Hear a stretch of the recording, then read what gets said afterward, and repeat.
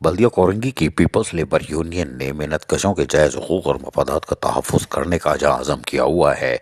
आज भी इस पर कायम है और एहतजाजी जलसे, जुलूस, नारेबाजी, धरने यानी हर चीज़ से गुरेज नहीं करते, हम दिखाते चले आ रहे हैं। ताहम आज भी बल्दिया कोरंगी के अफसरान और मुलाजमीन की तनख्वाह जो कि पूरा महीना तकरीबन गुजर चुका है और नहीं हुई, उसके लिए अमली तौर पर मसरूफ़ दिखाई दिए और उन्होंने म्युनिसिपल कमिश्नर अंकल अशफाक मल्ला से उनके दफ्तर में मुलाकात की। अंकल भी खड़े हो गए और उसके साथ Adnan Siddiqui, Peoples Labour Union के सदर, और उसके साथ साथ अरसलान, वाजिद और दीगर रहनुमा जहां मौजूद थे, वहीं senior account officer Zuhaib Shah भी मौजूद थे।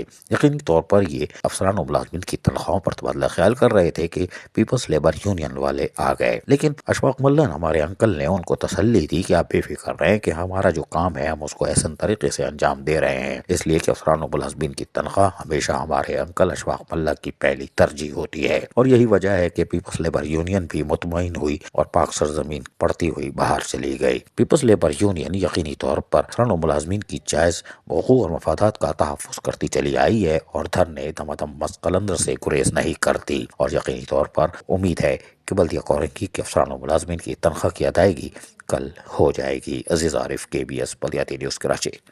ऐसी ही खूबसूरत वीडियोस फ्यूचर में हासिल करने के लिए रेड बटन पर क्लिक करके और बेल आइकॉन को प्रेस करके हम सबके सब्सक्राइबर बनना मत भूलिए।